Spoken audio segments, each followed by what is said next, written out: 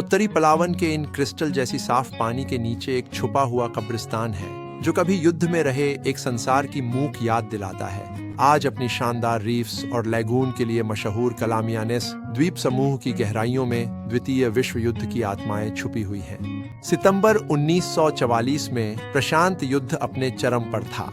जापानी imperial navy, जो आगे बढ़ती मित्र सेनाओं से पीछे हट रही थी, ने कोरोन बे की शांत जलधारा में शरण ली, इस उम्मीद में कि द्वीप उनके आपूर्ति बेड़े को अमेरिकी नजरों से छुपा लेंगे। लेकिन 24 सितंबर 1944 की सुबह अमेरिकी थर्ड फ्लीट के टोही विमानों ने लंगर डाले काफिले को देख लिया।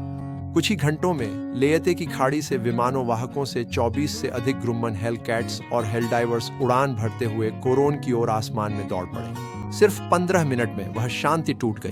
बमों की बारिश होने लगी। खाड़ी एक युद्ध क्षेत्र में बदल गई। एक एक करके जापानी जहाज लहरों के नीचे डूब गए। उनके स्टील के ढांचे अब इतिहास की कब्रें बन गई।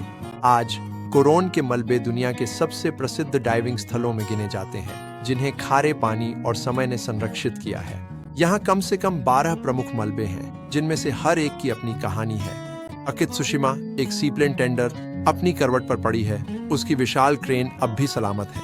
अराको, जो कभी एक रेफ्रिजरेटेड सप्लाई शिप थी, अब बाराकुड़ा मछलियों और मुलायम प्रवालों का घर बन चुकी है।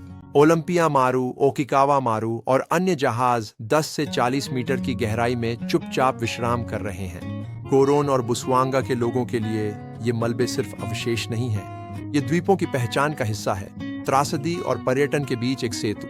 जैसे जैसे दशक बीतते हैं, प्रकृति अपनी शांत पुनः प्राप्ति जारी रखती है। प्रवाल और स्पंज अब उस स्टील को ढक चुके हैं जो कभी युद्ध के लिए इस्तेमाल होता था। मछलियां अब गोलियों के छेदों और कार्गो में तैरती हैं। जीवन लौट आया है, विनाश के उपकरणों को शांति के आश्रय में बदलते हुए। कलामियानेस के शांत जल के नीचे इतिहास सो रहा है।